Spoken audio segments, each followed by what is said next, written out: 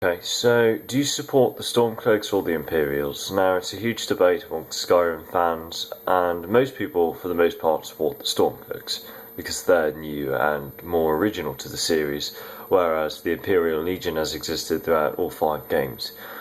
Now, you can make convincing arguments for both sides.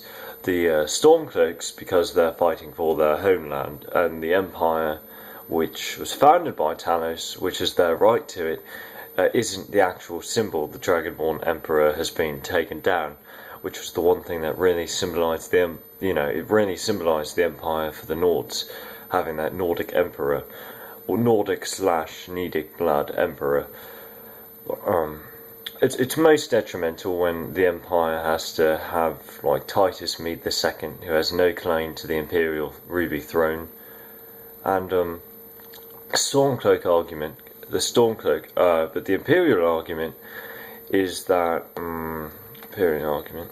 I'm trying to think. Imperial argument. Main reason is when the second war with the Thormaw resumes. The Thormaw, the ruling body of the Aldmeri Dominion, they're going to need all the help they can get. And if the Empire has to face the Aldmeri Dominion without Skyrim, I don't know if they can win.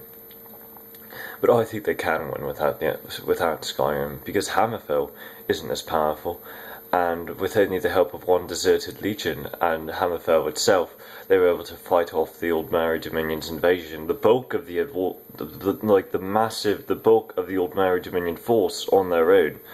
So I think that the Imperial province could do the same thing, Cyrodiil.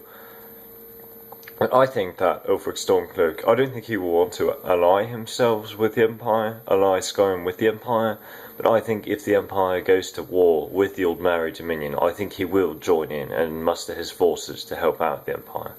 And maybe, what really annoyed me was the fact that in the game, in Skyrim, you're the Dragonborn, and yet at the end you don't become the Emperor, because the last Emperor was the Dragonborn. So I don't understand why you don't become the you don't become the Emperor at the end for being the Dragonborn. It just makes the most logical sense. At least the High King of Skyrim. Just with the Nordic tradition in the Skyrim game, that seems to make the most sense.